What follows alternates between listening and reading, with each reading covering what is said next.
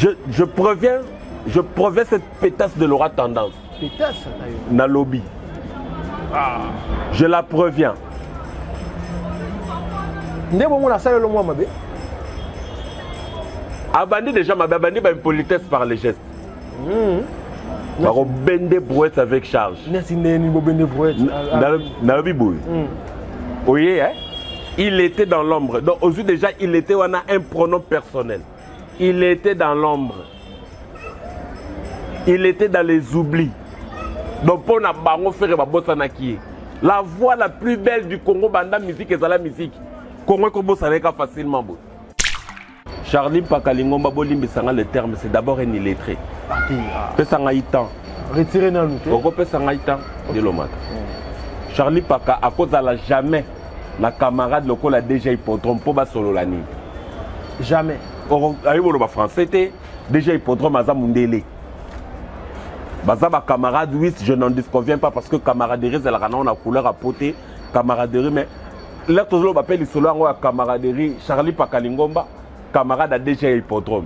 Déjà hippodrome, Aza Moutaouti, c'est à Makele les Kounate. Non! Abeta Bercy, premier musicien africain. Abeta Bercy. Mais je ne pense pas que Fali est le premier musicien africain Betty Paris la défense. Voilà. Kofi aurait été le premier musicien à ça là, Paris la défense africain, avant Babourna Boy. Angara Sala, hippodrome de Vincennes, avant tous les musiciens africains. Donc Kofi Olomide n'est pas comparable à Nabano Bougno Sobozomo Nabazolo Balobabazo Salaba Makelele la musique.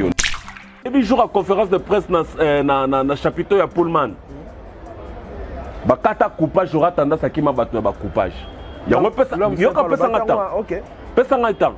Yango omona ke batu belé bayaka koloba du n'importe quoi sur l'artiste. Or l'artiste n'engezala ki wana azwaka ba précaution na ye en bonne et due forme pour la makamne les bien. Ferry. Aya star na quartier la tête. Fallait aya rien du tout na quartier la tête. Sarato la lera zolo baké Kofi Olomide alinga ka ferreté. Siko yebisanga leader ni naza a na Congo alinga ka ferré batanga enana. Idéal linga faire. Batanga enana. Congo. Ah Monique ya linga ka ferré pour du vrai. De la forêt. Ah. Papa, to beta biso maso mususu. Toya opindula makambo c'est leka. Non. Oh. Ba piano ba la forêt ba collègue na ya wenge. Parce que wenge zalaka ya mututé. Ngai nazo yebate. Quel est le profit ya kolinga kofite na ferry? Naib Sarabino lelo. Ferry na makambo tozo solo la boy, ferry n'a plus rien à perdre. Faire à comment na bagolois, naib sa ko loko wana mettre fois. Faire à comment na bagolois. Et ça nango wana. Le mal est que bayebi que tozana biso popularité. Tout ce que nous faisons, tozana biso na batuté. Parce que on fait cela qui na ING pour hériter ça et sengi ba aboma batu. Olia batu. Aboma batu. Donc on rappelle que vous êtes d'accord dans vos propos, mais que Kofi Olomide aloba que clan Wenge balinga raet. Il a raison. Il a raison. Balinga raet bon so ba tout ce que va soutenir à Werrason. Non, à soutenir Werrason parce que Werrason serait wana biso tout oyebi. Mais yabi mutalinga geta soutenir comment? Non, à lobby bon au moins clan Wenge aloba qui n'est peut-être pour hein pour na ko. Mais il y a des gens dans le clan Wenge, s'il faut choisir, il y a des gens qui sont bazar. JB. Mesdames et messieurs, très chers internautes, bonjour, bonsoir, ça dépend de l'heure à laquelle vous nous suivez. C'est bel et bien Dieu le matin. À la présentation, je reçois pour vous le roi Arthur Pouloulou, une tête bien faite, une lettre développée. Donc, sur quelques sujets d'actualité, mais avant déjà de passer la parole à mon invité, quant à moi, je dis un grand merci à Sharon Zazozo, forum derrière la caméra. Pourquoi pas dire un grand merci à Arnaud Matoumoun dans la régie finale. Là, je pense directement à mon boss, M. Clovis Nfipa, Moté Maman Doris. Un grand merci à Bruno Lubika, l'argent propre, mon soin. Il y a Djodjongo Naïmen, t'es avantageuse, patron éternel. Un grand merci à Olivier Lunyanga, grand porte dans Nenga Moukete, dans mon PSM, coucou le nécessaire. Pourquoi pas dire un grand merci à mon Gaëtan Lipamoto. Et puis on a profité pour nous souhaiter joyeux anniversaire à Judith Ndoko. Joyeux anniversaire à Judith Ndoko de la part de Dielo Matayo et Bigara Nanenga Système.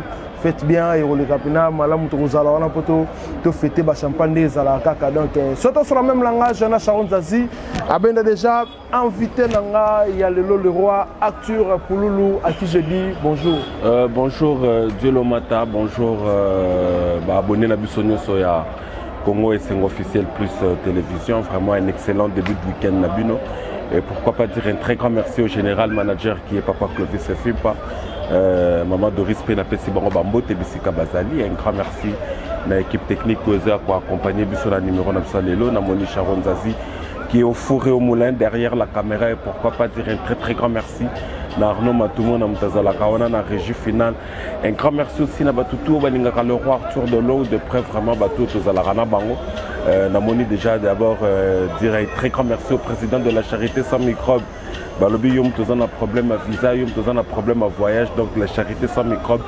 Il y a le président Arnaud Mata des Awane et Zozo Abafisa Nabino en charge, et pourquoi pas dire un très grand merci à celle qu'on appelle Julie Elo Kamosa Pembe Libanga Kawi toujours Eleni Po na Kobeta G6. Pourquoi pas dire un très grand merci à Mimi Coloqué depuis quelque part na Pesiombo TP Courage. La Makambutu et Komaki, donc tout solo là qui n'a eu un grand merci. Oui, un grand merci à Manhattan Royal et de London. Pourquoi pas dire un très grand merci aussi à Monte Carlo, Kalona, Moutetela, Atona, l'Onotoko monopolisé parole de Dielo Mata Malobamboka. Voilà, merci beaucoup à le roi Arthur Pouloulou, Toko Tato Sola, déjà net Robaki. Actualité oblige, j'ai vu sur le Congo, c'est officiel. Kofi Olomide, après l'annulation. Il y a l'hippodrome de Vincennes, on a évité Kofi Olomide ces derniers temps. Miki dit Kaka, est-ce que l'orchestre pour ton monde orchestre moi repos ton est-ce que le programme est allé sous ton non, le programme est allé déjà la meilleure star du Congo, donc la meilleure star que le Congo n'ait jamais connue. Kofi Olomide Mutaza Siko au chapeau de l'actualité, on le sait de tous. Au chapeau de l'actualité Lélo. Dans le bon ou dans le mauvais côté, mais il est au chapeau de l'actualité. Voilà. Donc, toujours c'est la caca. Il y a un peu Bercy, il y a un hippodrome, il y a un sala qui va se reconduire dans Zénith, va se reconduire dans Olympie. Donc, Star Wana, il faut tous la caca Yamalonga. Pardon, tous la caca Yamalonga Oyo. À Bombeli Bisso, mais je sais que d'ici peu là, tous annoncer une très grande tournée européenne. D'ici Kanil Poulain au niveau de Kinshasa, rejoindre Kofi Olomide au niveau de l'Europe parce que faut tourner mon Europe pour en avoir. Il faut ça tourner. Mais il faut Kofi Olomide ça l'angote. Ça l'angote il ne faut pas. Ouais, il faut ça l'angote. Parce qu'après c'est déjà Batougou et Hippodrome. De Batbazo, c'est vraiment Kofi a une prestation scénique. Voilà. Donc, à Lukaka Salmoko, c'est pas un. Et ça peut problème, c'est déjà Batbabeta Kiang. Parce que ce que tu l'as dit bien, Kofi Olomide Beta Ki Olympia. Taboula ya betaki yango abeti maseki na betaki voilà abetaki Zénith abeti maseki na betaki yango donc azonga kana basalo si batu déjà ba beti eza na peu problème te mais important apesa batu susu guwana ya komona pour une fois encore na scène européenne quoi. Voilà, Gouana au sala bien en lobby pour la Kofi Olomide, mais pour la bandeko, au balobi Kofi Olomide peut-être pour naïe salle ya souka beta ya muneneza Bercy le commentaire la Arena babi eza Bercy les loyo Kofi Olomide ko beta sous sala munene te on les a selon bandeko wa yo babi ba sala minene to tikali pour na bango ndire fali muto ando beta la Kofi na lobby boy sala munene ou pas sala munene Kofi déjà a pesibiso ba salle. Kofi déjà la kisabiso qui au Bercy, au Paris la Défense, au Hippodrome. Ce qu'il fallait à la kisabiso nini. Baba bi arena? Non. Na yo nanga to vai na kito to bi ke poto yeba Paris la Défense il a fallu Kofi. Baba bi déjà te batika biso arena 2020 ba bataki déjà batika non. Ba solo la bien. Ba to solo la bien. Hôtel Accor Arena fut ex-Bercy. Voilà. Donc, wana kutu tolongolango. Très bien. Ouais, tolongolango. Non, parce que Kofi l'a déjà fait. Ce que le roi qui cite, et comme il place Moussoussou, on peut dire quelque chose d'autre. Voilà. Mais le Zakara place wana, mais changer comme le roi bar. Il y a un bar. Il y a le roi bar. Bar. Oh, mais net tout chaque net tout place boy. Tu baignes la coquette. Bon, yo yé si ko bana kasavo butu baza ba bi ke oh la coquette. Voilà. On comprend. Ate comme le combo est commis mais bon ba bien la coquette ba ben ngo bongo. Voilà. Donc pour na biso important ça que Kofi déjà appelé ça qui ba salle. Na place bango ba ya ko boya oyo Kofi ala kisi biso ba bango peut pas l'accès biso ya sika. Voilà. Il faut l'accès biso ya sika parce que tout ce que Fally est en train de faire aujourd'hui a été déjà fait. Ah bon? Ouais. Voilà. Kofi c'est le premier musicien africain à Beta Bercy, premier musicien africain à Beta Bercy. Mais je ne pense pas que Fally est le premier musicien africain à Betty Paris La Défense. Voilà. Kofi aurait été le premier musicien à ça là, Paris La Défense, africain, avant Babourna Boy. Angara ça là, hippodrome de Vincennes, avant tous les musiciens africains. Donc Kofi Olomide n'est pas comparable à Nabano Bounio Sobozomo Nabazolo Baloba Bazo Salabamakele la musique Yolélo. Voilà. On doit comprendre. Donc il est important que Kofi Olomide, c'est qu'il faut azonga kaka. Attends, basalo aussi déjà batubabeti alobake bon ça va. Tu représentes le fils quand basalo, tu en as choisi. Tu représentes quand on basalo batubabeti, mais pour une fois la communauté congolaise africaine. Bamo na sous Kofi encore une fois sur scène. Il est important de yango.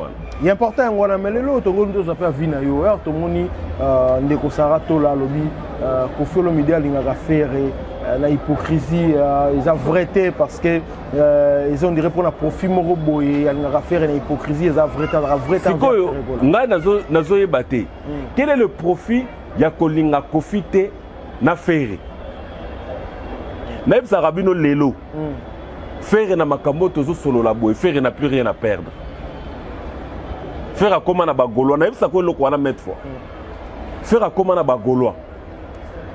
Faire comment na batu oyo que bon ça va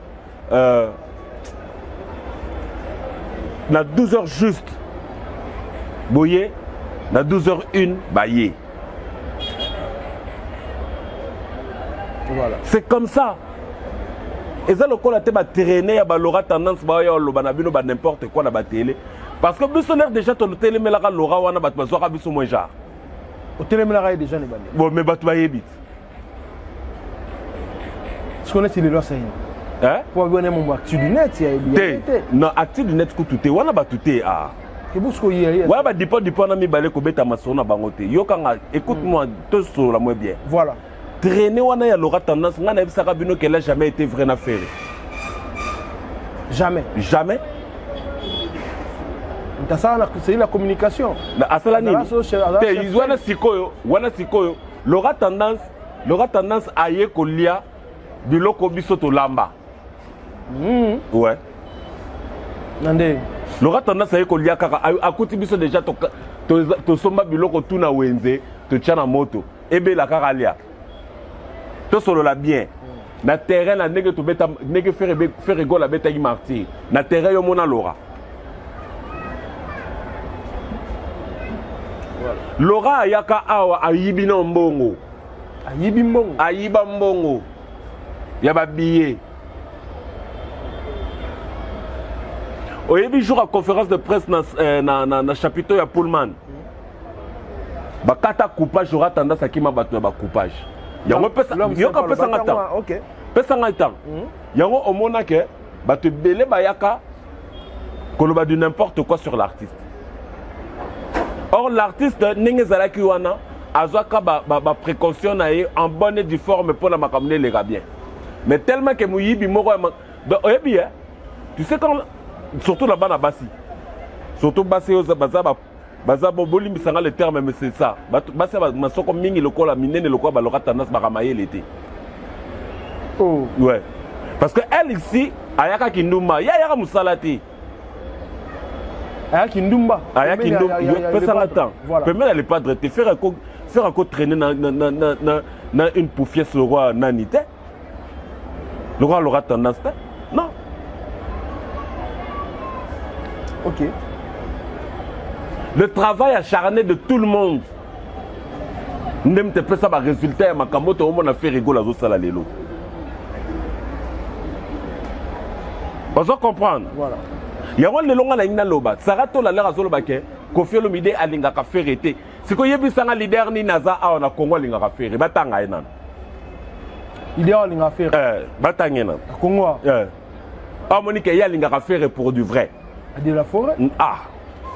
Papa. To beta biso maso mususu. To ya opindula makambo si eleka. Viena ya wenge pe balinga. Non. Oh. Ba piano ba de la forêt ba collègue na ya wenge. Parce que wenge zalaka ya mututé. Faut to zolo ba bien. Président na ye. Wenge ya mututé. Wenge zalaka ya mukolo wenge na. Oh. Wenge zalaka mututé ba président na bango. Président za poste. Moza collègue. Ah oui, on doit faire faire collègue ba Jibé. Oh. Tinga ite la ba mission na la bien.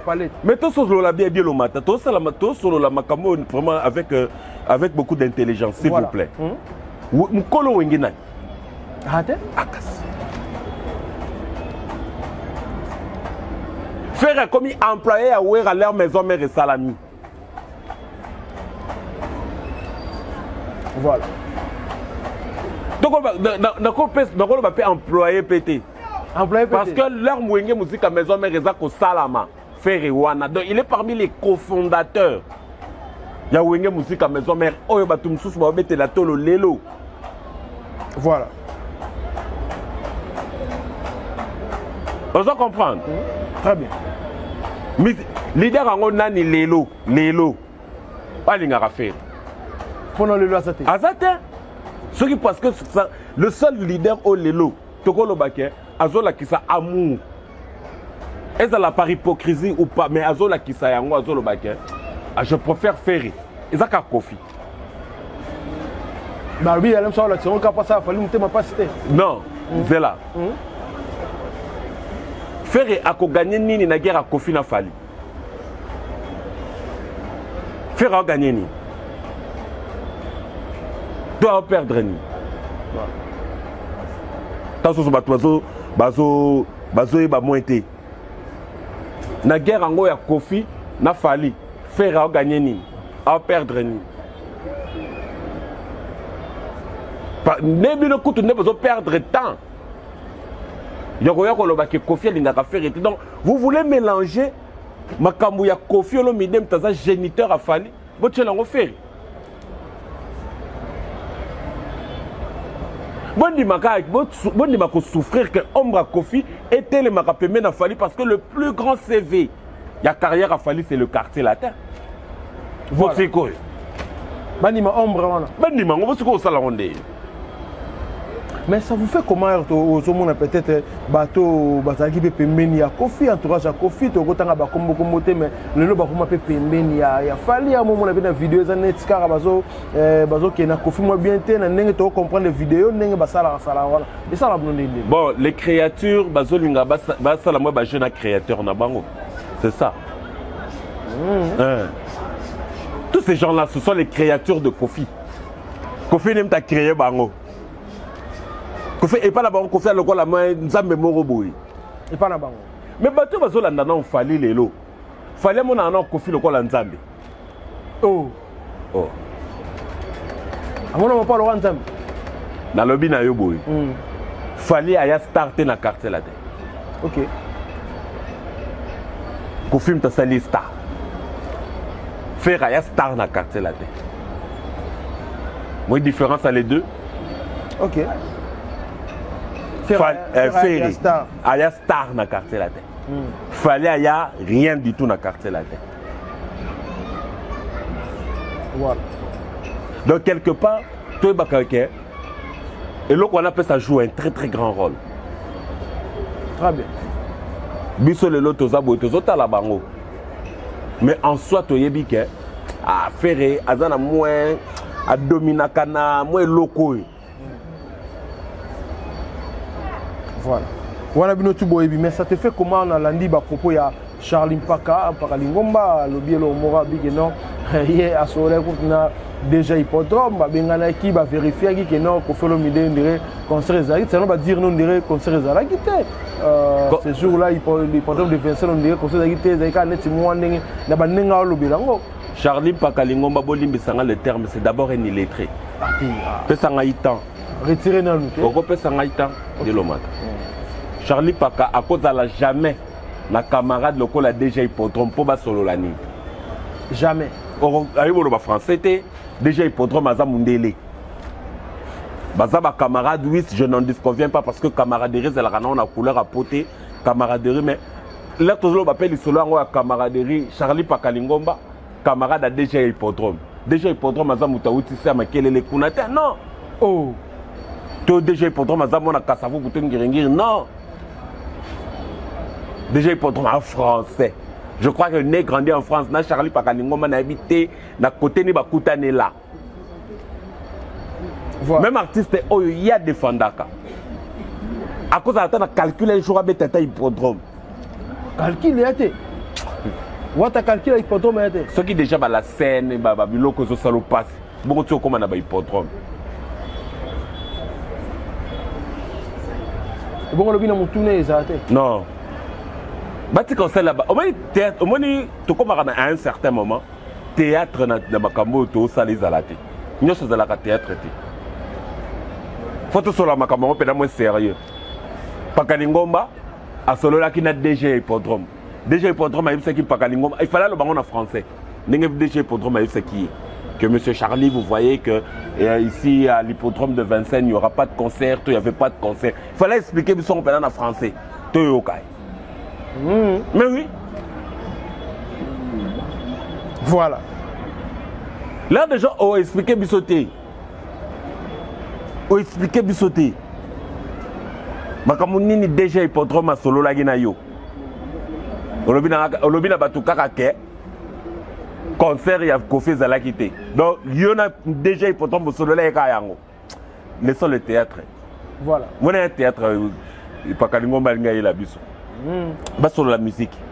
Bas sur la musique. Mais la musique, c'est qui paye à l'objet que non pour naïe n'engue bamba mona le ndenge ba gola bo ngate wata exister la musique pour faire ça la bien. Dans le bien. Et en plus ça sabi que bango ba ça la musique logo la faire était parce que faire musique on dirait landara toujours mamba fali bango ba ça bon te. Bon, tout solo la bien.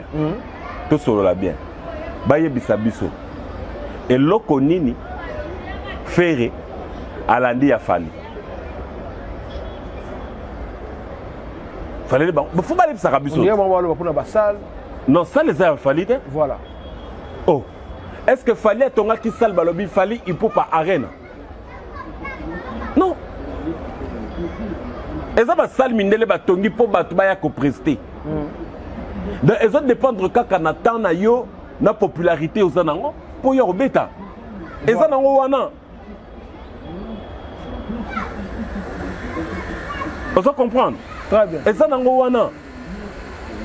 Le mal est que bayebi que tous en abisso popularité. Tout ce que nous faisons tous en abisso na batuté. Parce que on fait cela qui na ING pour hériter ça et senge ba aboma batu. Holia batu. Aboma batu. Il y a eu que ba kana ba lien na ba entrecôte. Na lobby boy ouais. Oh. Avant d'aller à entrecôte, le lendemain, il y a entrecôte. Il y a le bio, il y a un entrecôte solo là. Solo là. Voilà. Est-ce que ING est entrecôte? Fleurs qui na ING est entrecôte. Voilà. Donc, même en tant que musicien, on va hériter. Hériter en soi, il y a que faire à l'ékinga.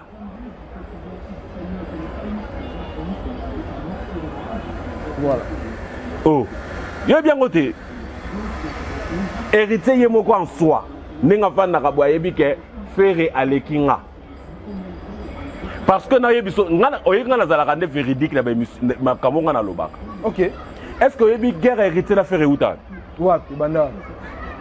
Guerre hériter na faire uta luka ngoza wera. Nande. Au moni période faire azo préparer a lancé Projet Dynastie. Ok. Leur frère a lancé Projet Dynastie. Parmi les premiers musiciens contactés, Héritier Zalara Nakati. Et je crois que Bisonio Sotoko se rappelait, émission Moko, Héritier Salakana Charlie Balaka. À moins que je ne me trompe, et les Kakana Charlie Balaka d'heureuse mémoire. Charlie Balaka est ici à l'obinazana fuite. Que ouais, Alinga Sangisa, ba musicien, naïe, ba petit tout, bazon a même moral. Héritier l'obina limité. Parce que ceux qui viennent dans l'esprit, il faut que un chef, faire rigolo dans chef Nabiso. Là, on a très bien. Faire rigolo dans chef Nabiso, il faut pas bananayer. Ceux qui vont ici dans chef là, Robin, à Kawatangonda, Abiso sont déjà les lits. Parce que chef a bengi. On a hérité. Là, on a très bien. Ok. Mampata a coupé là qui. Maman, biloko moi, genre, je crois. Nako kende na héritier na matanga wana parce que héritier bota la famille Mampata. Nako kende c'était le jour où il y a la réconciliation. Na de la forêt. Voilà. Et puis quelques temps après, il y a héritier qui revient à la télé à Ebisi Biso Lobby que le projet dynastie pour ici me faut weraza. Pour faire Ndima. On sait que mon anaki allez-y comprendre que Wera Ayebi Makambo héritier ça. Ceux que vous avez déjà papa Malam qui te dit ambassadeur, qui dit ambassadeur de la paix. Face à Ndé. Oh, mais là de choses au monde que moi na lokola héritier pour héritier comme ça Wera Mtambongo te. Héritier kuta Wera Mtambongo. Je crois que tout ça là bien. OK bien. Héritier kuta Wera Mtambongo. Mais va faire comme ça Wera Mtala.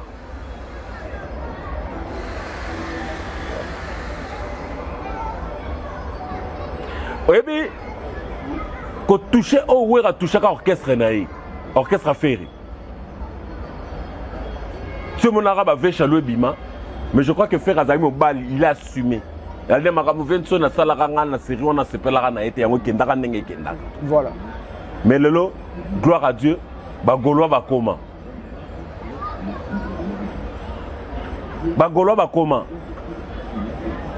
Alors on a na télé, na kondimaka jamais, jamais. Alors je dis bien jamais. Na mona rabatu lokola, batu acti di net wana, na ba lora tendance ba yaka bafoué. Musala o ba grand garçon tala noko. Moi j'ai vu des hommes mariés net ba masananga ba héritier boula. Atiki palais, héritier boula na pese ba. Atiki palais. Akende kolobela affaire na ba confinement. Ba wala na biso ba mbango na ba kashine.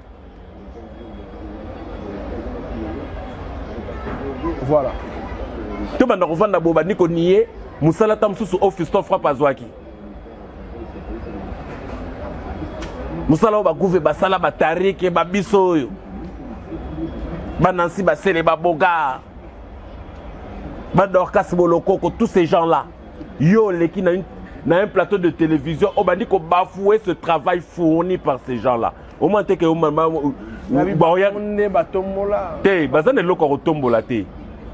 la comparaison. Au moment où nous avons cru en faire, tout bazala contre nous.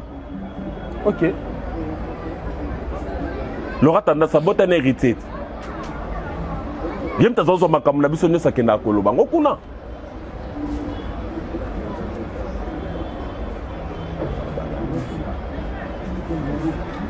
Vous comprenez? Tala batu lokol, tala makambo to kutana na tala. Dielo mata. Lelo air moko ngana fanda raboué. Nazo mona ke biso to sala déjà, o me biso to sala déjà o il fallait ko sala.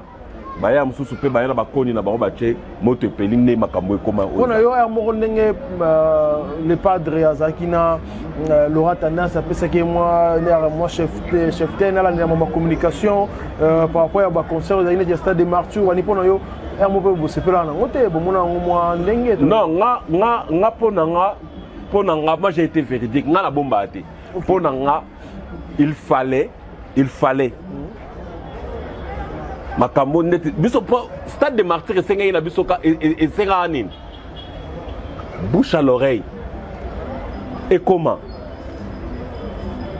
fanatique ça la persuader qu'il faut te annuler esenga nango l'aura tendance te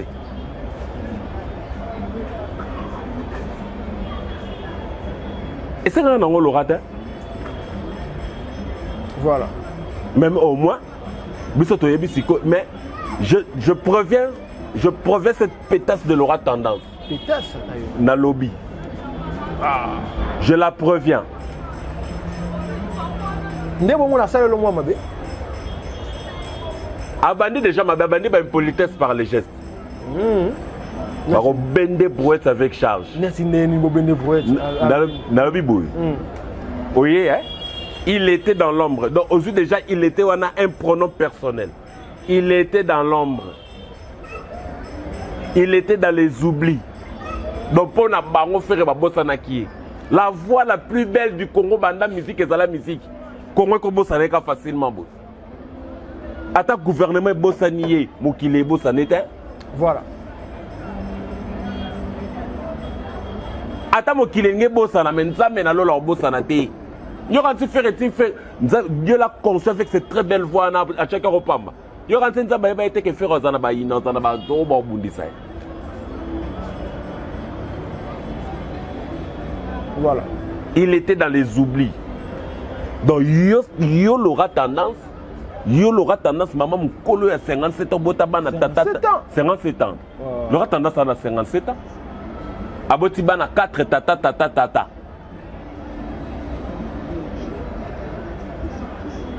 Voilà au même mukolo les padres. Hein? Oh, mais l'aura tendance à mukolo les padres. A mukolo aya ache bango na lemba babenga na ba bisi ke non ngo yeboui otine loko te na famille ko lala te ba komo la lisena ndako mama Odette Chibami presque chaque week-end nous aura ba 1500 ke na ambiance mobile nini lelo ko tala sous le rap c'est 1500 ke na ambiance nani te to so la bien a comment moi ça vient mazoulé neni susu comme omoni siko luki kombo vient mazoulé na luki ko ah pour la moi même Hervé bo si t'appelle Natalia ah vient mazoulé accompagne makamwa na lobby neni kasi on lobby ah ozomona donc avant da kimia l'homme serait bien avant da kimia Mazoulé azalaka yokanga Mazoulé azalaka jardinier Adolphe Dominguez oh bayo kasanga na beta voilà Mazoulé azalaka jardinier Adolphe l'air Adolphe azo kinde kobeta Olympia amemi ba ve biblos amema ka ve vivant Mazoulé ah mais jardinier jardinier à Neloka Mouké parce que à l'époque Moutabet Sara Bango Tour à Potoana si je ne me trompe pas vieux Moko Bourami à Miss voilà Naba Jaco Production Bate Bele Bakendaka Potoana ce qu'on vient Mazoula yo kende ce qu'on lelo yem ta comment beta Laura tendance ba mbata na ndako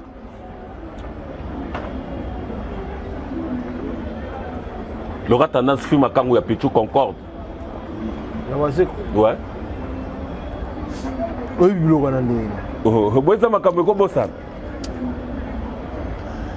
voilà. Merci. Tu vas brouette la répétition académique à eux, à chez Maki. Tu brouette ça là. Ah. Abani makamot, il y a rolling un peu mi belle à Batukala. Akasit. Pour la sortie officielle, il y a Zala. Oui, bien. Zala Neni. Zala ngana ebi kenda kwa soso. Générique à ma godé, on va venir Zala. Papa. Bon, c'est normal. Hérité Azo Sala Makambo dans le domaine naïe. Il y a l'ingé Magoda, c'est ça. Il est dans son domaine. Babia conseil, Bolingo. Au conseil hérité Zanil. Magoda, je ne te lâcherai pas, c'est ça son coup. Oh, quand tu es là, il est dans son assiette. Il se sent bien dans ça. Il y a le bac à la biso qui a zéro bêtise. Il a rabima asika. Il y a un côté. Le bêtise. Et qu'est-ce que Magoda? Magoda signifie quoi? Tout le monde peut sur la TV. Alors. Voilà, merci beaucoup, le roi Arthur Pouloulou. Maintenant, sur la plus bas propos, il y a Pasteur Denis Lessier. alobi sous nini yépé. Pasteur alobi 5 musiciens mo boninga zo monela ngo na ba vision donc un écran prophétique a déjà bien te faut ba lembisa moi singa ba ba nobeta musique normale. Attends mais bon abi on exemple net taille a tout bel né déjà après nous le né en fait si je me trompe pas en octobre à Tikine à moi mais ensemble. Abi bango pe ba luka ba simono ba frère parce que le déjà oh comme les lettres oh ils ont la carte comme on est en coup. Et puis 5 mots bazar on appelle déjà faut bon déjà parce que le bas déjà 3 musiciens bah aussi là 3 musiciens déjà bassi. Bon ça va. La lettre haute et big mutazan la lettre aux affaires. Ouais. Golad. Ah OK. Après faire. Donc azo prophétiser déjà que faire au coup. Ah bah dessous abi confirme dessous abi que ouais. Tozoya. Voilà. Tozoya.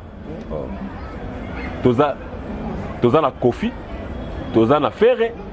Toza na T.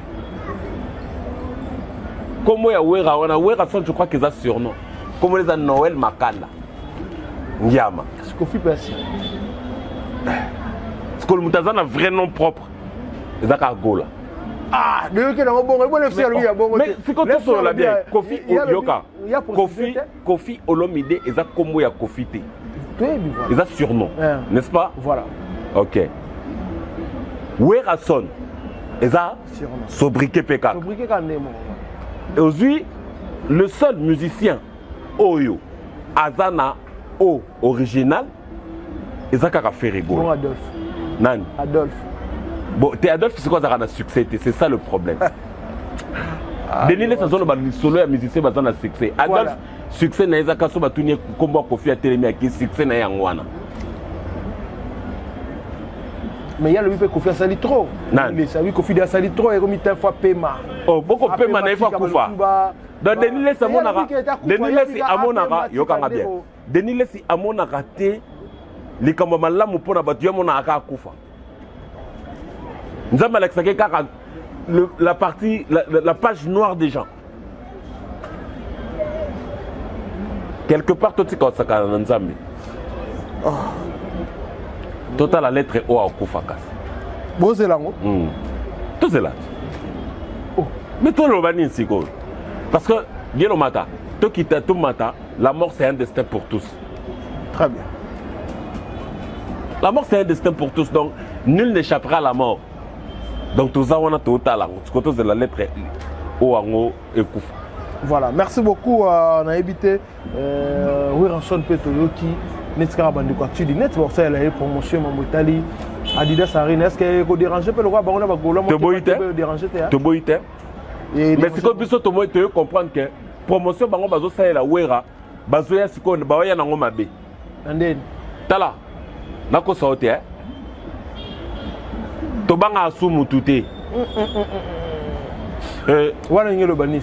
On a le respect pour tous. On respecte. Mais la crainte est à souter. Alors, Yokanga, s'il te plaît. Non, ils ont bon côté. Mais faire rigolo la paix, Aza moi si à Moutouté. Boroyan à 12h, Toyan à 12h06. Oui, Bazol Lingaba Tchassiko embrouillement entre Ferrego Lana Vienzone. Parce que si nous avons la promotion, la promotion c'est que Tinda Batouba qui déconsomme ma billet. Bamonana, Jourango, na Paris la Défense. Et ce qui est nini, Adidas Arena. Ferrego la salle Adidas Arena 2 jours. 9500 par 2, qui nous donne combien? 19 000. On comprend? Voilà. Autobouka ING. Angleterre, Kalaté, Zoïnda, Canada, Zali.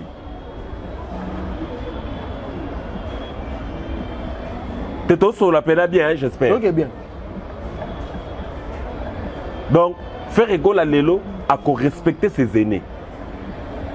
Mais ce qui est na mutuna c'est ma kolikolo nenge bateau y atindi basa pour viens de bateau atindi basa la promotion on a évité promotion oza batinda bateau basa ba billet tous za bateau ba ya ofinga ndeferi ah wana yo tuni même la question il faut tellement wana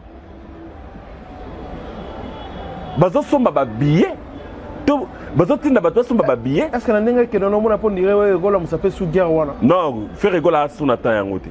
OK. Faire egola n'a plus de temps pour ça. Ba gaulois baza ba ko charger la guerre tout ça. Ba gladiateur ba ali. Yebsanga. Faire egola za sous natan ba guerre te. Parce que faire egola bisika ba ebi lelo, je te dis la vérité, ba mise sous sa ba viem sous sa cla wenge ba yibango te. Voilà. Vous êtes d'accord nanga? Que la carrière de Ferré est plus costaud que Jibé Mpiana, oui ou non? Oh. Attends, tu as bien, Olingika, tu as bien. Bino bolinga sauté dans la vérité, dans le bananga sous. La carrière de Ferré Gola est plus costaud que la carrière d'Adolphe. La carrière de Ferré Gola est à... Je crois que cause elle a le même point d'égalité que Nawera Son. Bosiko, mais oui. Oh. Toke Moussikate. Voilà. La plus grande salle de la carrière à Ouera. La plus grande salle Ouera, Betesa Bercy. Voilà. Nakosi? Très bien.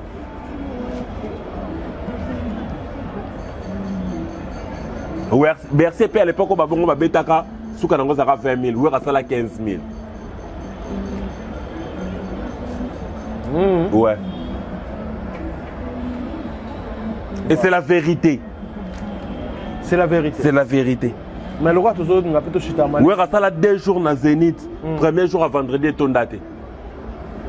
Et on tourne le samedi. Tout ça là, moi bien. Et ceux qui tout ça bien, tout ça n'a bien.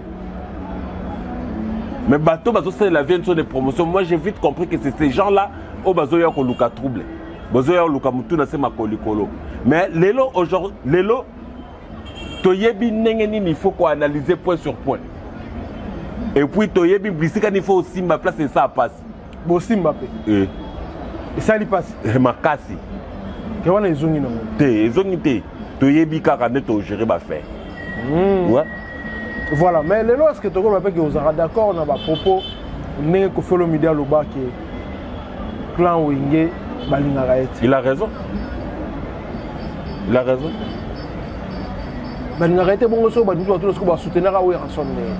Non, à soutenir Ouerason parce que Ouerason serait plus tout au Yebi. Mais il y a soutenir comment? Non, à l'obbi, bon, au moins les clans Wenge à l'obba qui n'est peut-être pour mais il y a des gens dans le clan Wenge s'il faut choisir à Yebi qui va l'ingaki te bazar. À Yebi. JB. Parce que il y a le bas qui JB Lingamois et Kofi Lingamois nanae. JB Mtaloba. Si c'était faux. Si c'était faux. À qui de nous dire que cette affaire est faux? Est fausse, pardon. Voilà. Ce que ça est solo. Balo bala ce que ça est solo. Oh makama mbongo. Ce que Moni qui va défier qui Kofi Mbongo qui Oumeli va saisir la justice. C'est simple. Voilà. Va saisir la justice. Ok, on saisir justice, va départager Bino. Mais tu ne saisis pas la justice. Au Tinda Sankara pour venir à la télé, il y a le Bakeko. J'y vais qui est là, bon à Nyongo. Voilà. Alors. Moutabonga a raison, t'es qu'il y a le Bakeba Lingagete. Il a raison.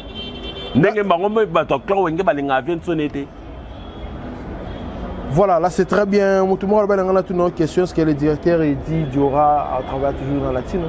Bon, jusque-là, je suis pas informé de sa situation, mais vu ce qui s'est dit, je crois que Kofi Olomide a communiqué officiellement avec le directeur toujours. Mais jusque-là, oui. Non, parce que peut-être Nenge Lobamaki. Lobamaki qui va fuite au Jaël. Ailleurs à Kolobaka la télévision, et ça Eddie Dioram tapé sa kéango. Est-ce que Jaël a zamu talibo maya kokosa?